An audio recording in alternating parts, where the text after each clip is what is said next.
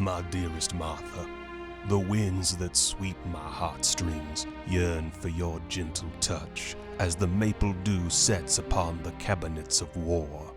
Every morning I reach out and cry for your warm embrace, not knowing when I might see you again.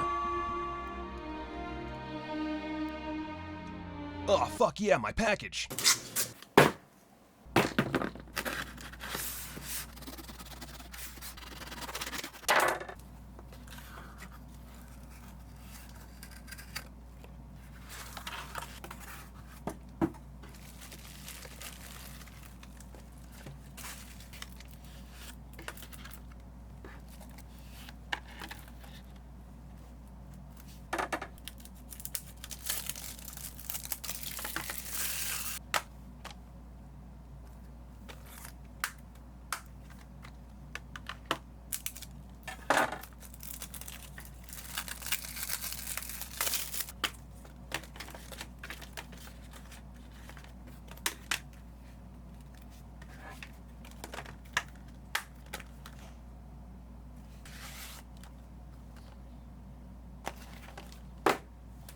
Greetings, people who live in my camera, and welcome to another delightful review from your main man, Michael Keane. We're going to be talking about some fun stuff today. We've got Little Monsters. We've got Shivers. Oh my God, look, what is with, Jesus Christ, why, I look awful. Oh my God, why did nobody, Jesus Christ, I got some makeup here. I don't do this very often, I'll just, there, that looks better, right? That looks better. Is that, do I just blend it in? Do I just, is this what you want? Is this what you people want? Is a makeup tutorial? This is how I do makeup. Look at that. Oh yeah, look, let's get those cheeks going. Yeah. Yeah, oh yeah, baby, yeah, I'm James Charles. Ah! Anyway, welcome to this episode about stuff. Shivers, Little Monsters. You already saw the unboxing there. It's good packaging. We've got legitimately good packaging. These are nice, kind of shiny, almost not kind of a metallic look to them. And inside, pretty standard issue Blu-rays. I don't know why I'm holding this back upside down. So yeah, they both have that kind of metallic sheen to them, which is actually kind of hard to get on camera. And overall, they look good for a big studio release. I mean, Vestron is owned by Lionsgate, so it is technically a big studio release. But being big studio releases, of course, it's crazy to think this is only 18 and 19 in the Vestron series. Isn't that nuts? I think just the fact that it's been so long since the last Vestron release, it feels like there should be more, but there's only 19 movies so far, or I guess collections, or releases, since some of them are like the Wishmaster collection and the Warlock collection. Now, the only one I actually own is the Waxworks collection, so I actually am not that familiar with Vestron as far as the actual quality. I'm familiar with the movies they've released, but I just haven't been buying them. So this is interesting because it'll kind of tell me if I should be looking into those more. And spoilers, might not. So let's just dig in first to Little Monsters. Let's get the pain out of the way. So Little Monsters, it's a 1989 children's film starring Fred Savage and Howie Mandel, and it is a bit of a cult item. A lot of people love this movie. They think it is the bee's knees, and I'm gonna be honest with you here. I did not grow up with Little Monsters. It is not a movie that I had watched as a child. I knew of its existence. Like, I'd definitely seen the cover. I'd probably even seen some clips with Howie Mandel doing his shtick. But I don't know, it just was never my bag, man. So let's just dig into this one. Don't know it yet, but tonight is your lucky night. You ever wonder what would happen if Monster Inc. sucked? Welcome to the questionable world of Little Monsters, a film made seemingly just to cash in on nostalgia, decades after its release. Fred Savage stars as a quirky troublemaker in a new town. We found the sandwich, Brian. What sandwich? Brian, Arthur Stevenson, you are the only person in this family who eats peanut butter and onion sandwiches. What? It's delicious. After he saves Tiefling Howie Mandel from sunlight after trapping him in his bedroom. Hey, bud, the name's Maurice, and I'll catch you later. Satan Smurf decides to show Fred Savage the world of monsters that exists under the beds of children everywhere. What exactly do these monsters do? Well, they do gross stuff. They do gross stuff. Of course, these jaunts into hell have some negative effects beyond framing small children for vandalism and engaging in what I'm pretty sure is a felony. And good for you, too. What are you doing? Oh, right, Maurice, that's great. Oh, yes. Oh, boy, what did you eat today, man? Ronnie's gonna be pissed. No kidding.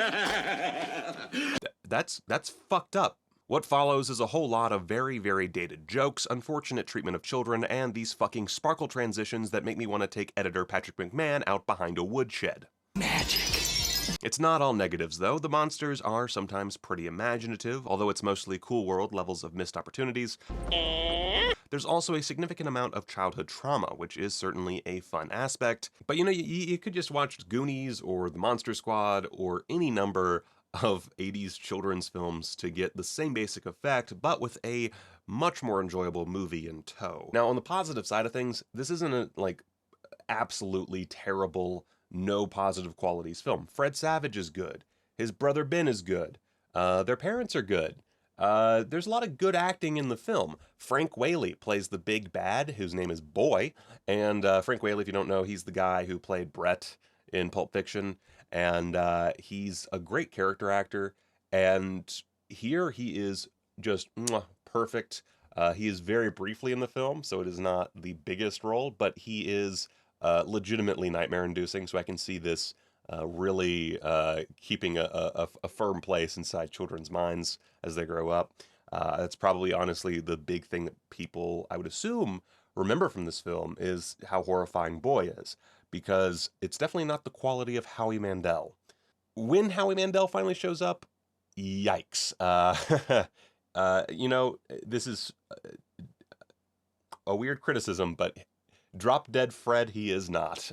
Basically, he puts in a mugging performance that manages to rip off Beetlejuice with almost none of the charm. He's just, I don't know, just listen to him. I never forget a face. It's the other one I can't remember. Get out of here, bud. Ease off, bud. This young man, he saved me from a fatal case of sunburn, so I decided to give him a grand tour. Yeah.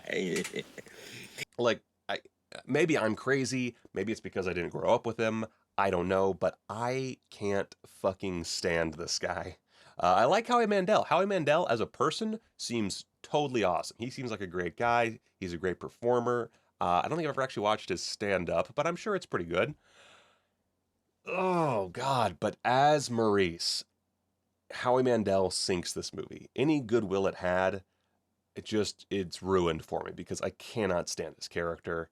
I can't stand this mugging performance. If it was a different actor or just a different take from Howie, maybe if he dialed it back, maybe if the director had him dial it back, maybe it would work for me.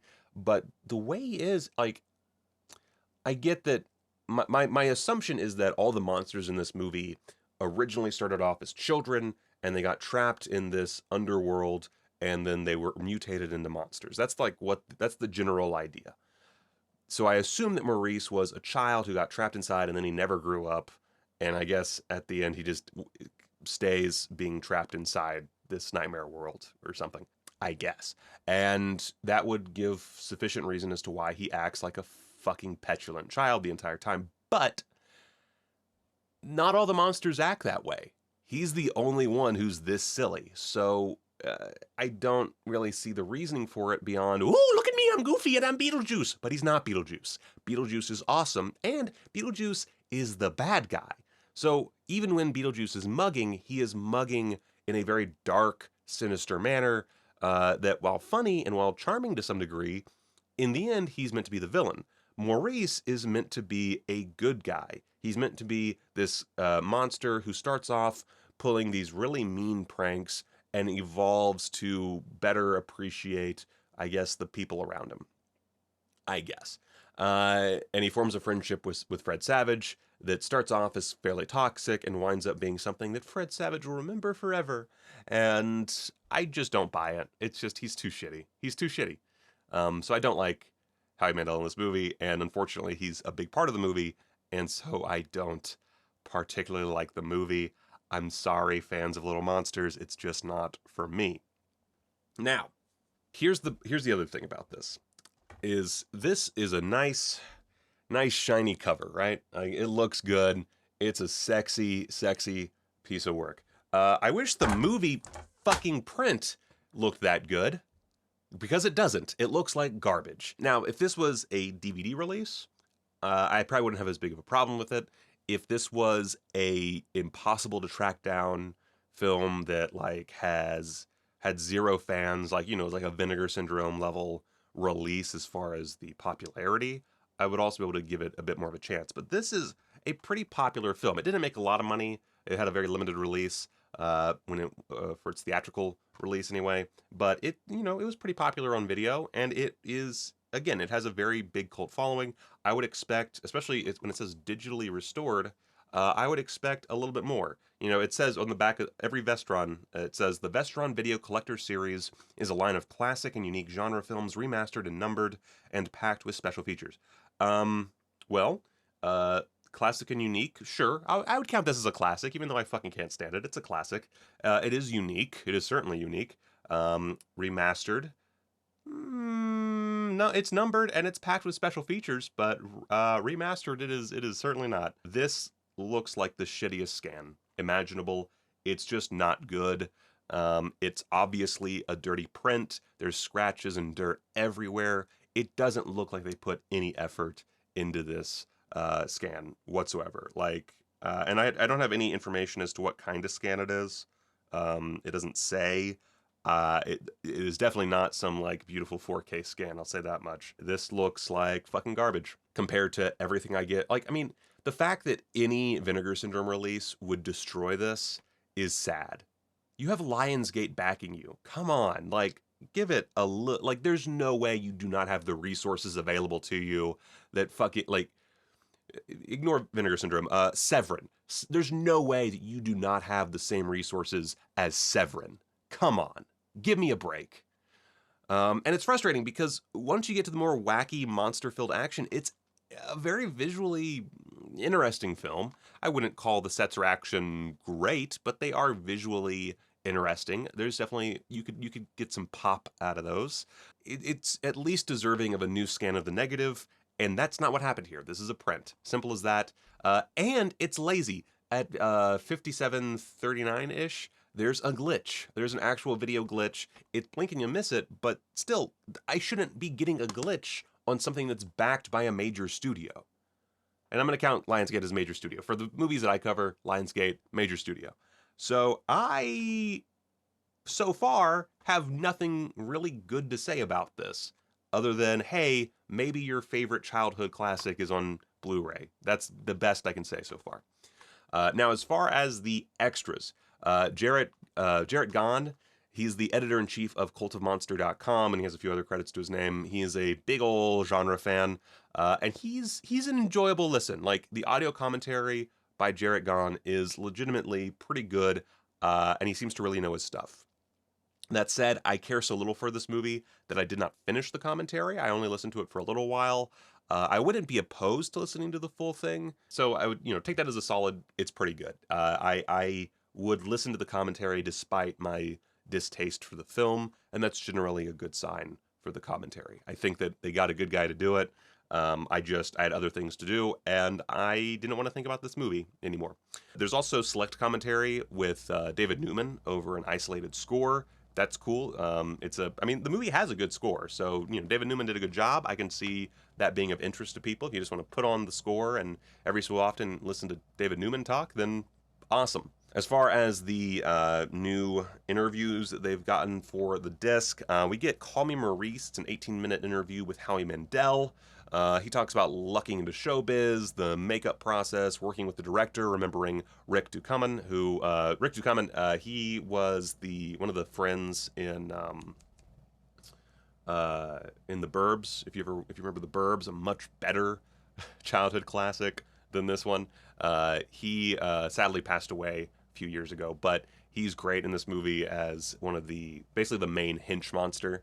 Can't really tell it's him because he's under a fuckload of makeup, but he's really great. So remembering Rick Ducommun, and a whole bunch more about the production. Even for someone who doesn't like the movie, like me, this is a good interview. I like this interview. You can't really beat an interview like this where you have a very charming, warm personality on display who's like calling out people behind the scenes on the actual behind the scenes shoot. It's a lot of fun. It's a very good interview. Beneath the Bed is a 13-minute interview with producer Andrew Licht. He talks about his career, the logistics of making the film, and all that junk. Really good story about Howie Mandel's love of on-set pranks, by the way. That's probably the highlight of this particular interview. Again, it's very informative if you're into this particular film, although maybe a little droll following a Howie Mandel interview. It's a good 13 minutes. This is like a dream come true. I always said, you know what I feel like? My wife would say, do you want breakfast? I'd say, no. Glue some rubber to my head.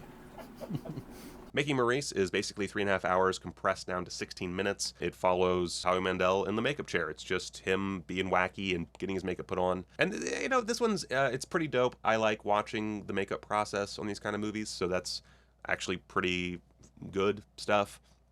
We also get some behind-the-scenes footage. It's a little over 11 minutes of the cast and crew working on setups, shooting scenes, being goofy. Howie Mandel being insufferable. So that's a fun little artifact. We get a 29-minute archival behind-the-scenes series of interviews with the cast and crew. It's weird to see Fred Savage talking like a kid, by the way. He always plays such precocious children, and they always seem like much smarter and beyond their years. And so to hear Fred Savage just talking like a normal child is not disquieting or anything, but just weird considering, the movies that I've seen him in. It's always kind of an odd thing to see a child actor sound like a child with lisps and everything. We also get the special effects artist Robert Short, who oddly enough worked on Beetlejuice, which is interesting considering Howie Mandel. How about a light, bud? The director Richard Greenberg, Ben Savage, who plays Eric, and who played, I think, Corey Matthews on Boy Meets World. So yeah, a good 29 minutes of interviews. If you love this movie, goldmine. Beyond that, we get a vintage press kit, VHS promo, theatrical trailer, stills gallery, that kind of thing. Overall, I hate to say it, but I regret this purchase. I wish I didn't buy this. It is very cheap. It's like $10 on Amazon right now, so it's not that it's expensive. I think if you really love Little Monsters, it's worth the purchase. I don't know when we'll ever get a better, more cleaned up version of this. It seems unlikely. So this might be your best option at the best possible looking version of this film. But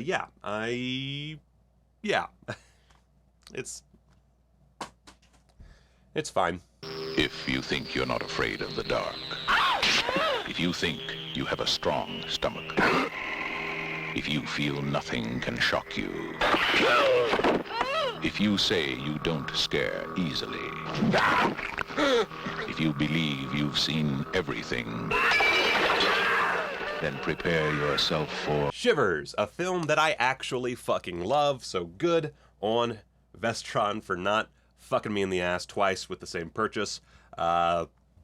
Shivers is basically Night of the Living Dead with fucking. The entire film takes place in a high-end apartment building located in the ultimate hive of scum and villainy, Montreal. Named Starlight Towers, this building is just the best of the best. It's got a convenience store, a swimming pool, a golf course, parasitic creatures that turn their hosts into deranged sex maniacs. All the amenities. Paul Hampton, perhaps best known for his contributions to the history of rock and roll, plays Dr. Roger St. Luc, the apartment's resident doctor who has the luck of discovering the body of a murder victim in the building, a young woman who also happens to have been quite promiscuous with various residents of Starlight Towers. Of course, it turns out that the young lady was host to one of those aforementioned parasites, and soon the whole place is one big orgy of sexual assault. Good times. There's a lot to love about this movie. You've got Barbara Steele being great.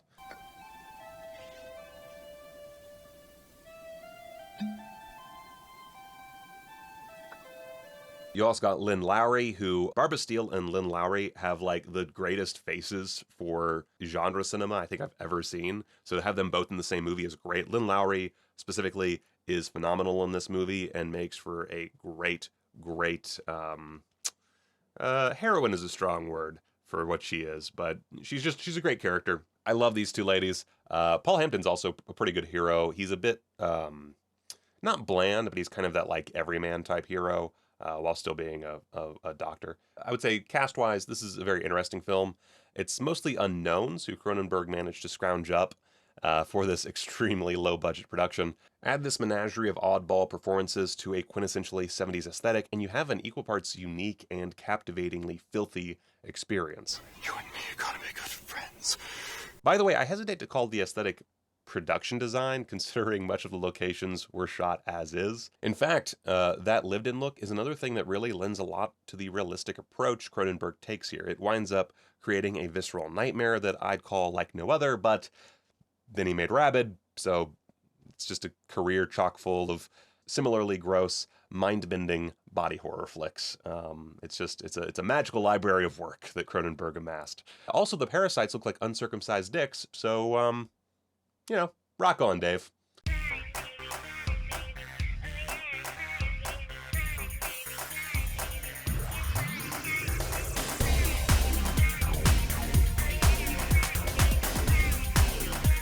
Shivers winds up being a flawed but nonetheless essential piece of Cronenberg's filmography and a great commercial feature debut for Canada's greatest export. As a film, I can't recommend Shivers enough. It might be a little tough for some modern viewers. There's a lot, the whole plot basically revolves around sexual assault zombies.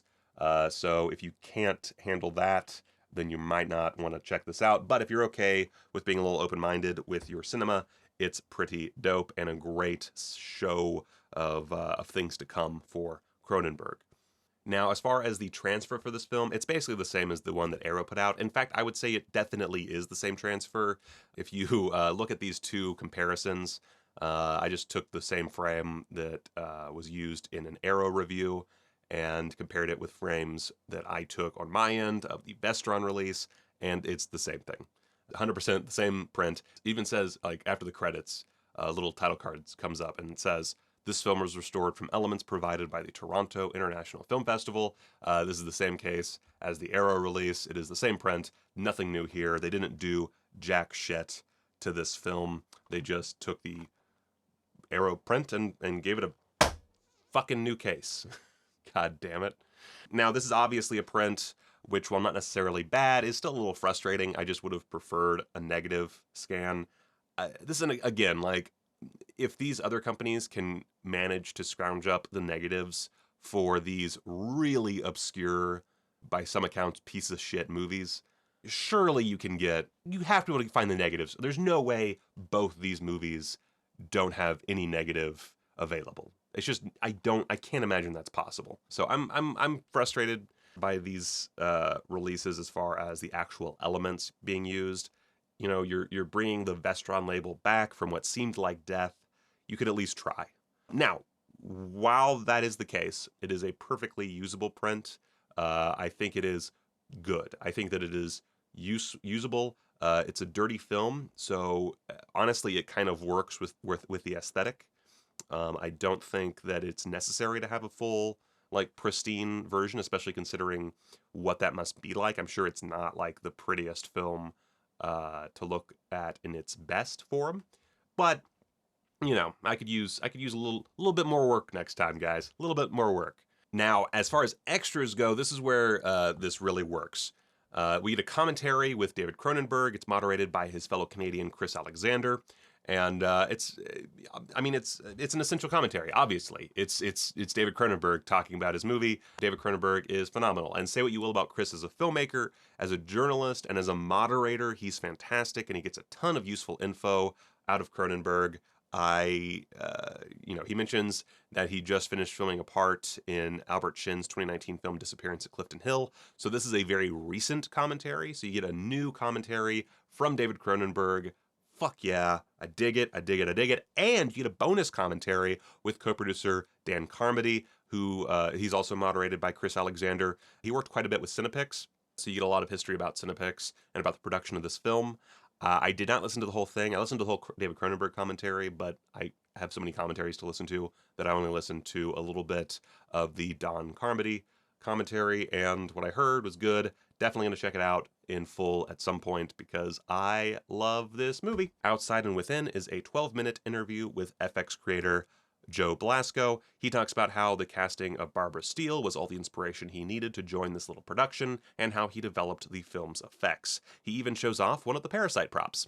Goodnight Nurse is a 16-minute interview with Lynn Lowry, who talks about the usual stuff, working with Cronenberg, nudity, and the fan reaction to the film, amongst other things. And Mind Over Matter is an almost 12-minute interview with David Cronenberg. It is, it's fine. It's a Cronenberg interview, but it's nothing new, especially if you listen to the commentary or really know anything about this movie. But it's nice to hear the master himself speak, so, whatever. Celebrating Cinepix, The Legacy of John Dunning is a roughly 8-minute interview with Greg Dunning, son of producer John Dunning. It's a lovely little look back at Cinepix, the reaction to Shivers, and the legacy of Cinepix. It's good. It feels like he's just trying to push his dad's autobiography, but not gonna lie, probably gonna buy that. So good stuff, if a little short. We also get a 21-minute archival Cronenberg interview from 1998, stills gallery with optional audio interview with John Dunning, theatrical trailers, a TV spot, and of course the holy grail of all special feature packages, radio spots. They came from within. So, Shivers. Do I recommend this one? Fuck yeah, I recommend Shivers. It is, again, it's like $10 on Amazon. Super inexpensive. It's David Cronenberg.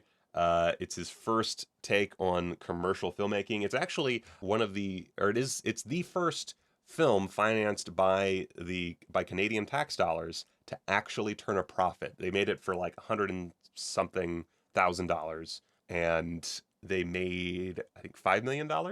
So it is a beautiful piece of history. It has a lot of really fun elements. It's very David Cronenberg. It is, it's horrifying, it's fun, it's weird. It has a bit of a sense of humor to it, and I love it. And it comes with a new commentary with David Cronenberg. So that is good gosh darn effing exciting. I really like this. I think it's a good upgrade on the Arrow release, if only because you get more special features and you get that commentary. But from a video perspective, it's not an upgrade, it's just the same. So if you already own that version and you don't need the extras, just keep that Arrow release and ignore this. But if you have not added Shivers to your collection yet, or you desperately want them sweet, sweet extras, grab it, because I love this. The Arrow release does have a featurette that this does not. I have not watched that featurette, so I don't know the quality of it, but I am sad that that's not here, because it looked, based on the description, pretty cool. So anyway, Shivers, check it out. I will not be tossing this one to the floor because I plan on watching it many more times. Love this movie, and it's good stuff. So, that is it. Thank you for watching another of my videos. I hope you pick up Shivers. It's great. If you want to pick up Little Monsters, do that. It's your prerogative. Yeah. So, until next time, please check me out on the Foss books and the Instagrams and the Twitters and all the other evil hell sites. Actually, it's just those evil hell sites. Check me out on Letterboxd. Letterboxd isn't an evil hell site, even though they don't include porn, and that disturbs me. I don't like that they don't include porn, because porn is cinema as well. Anyway, that's a rant for another time. Thank you so much. Check me out on Patreon. I love my patrons, and I really appreciate everything they do for me. And look, hey, you can be part of the Keen Cult if you just clicked on that fucking link down below. No pressure, of course. No pressure. No pressure. And yeah, I'm gonna finish my sandwich, and until next time, go watch a movie.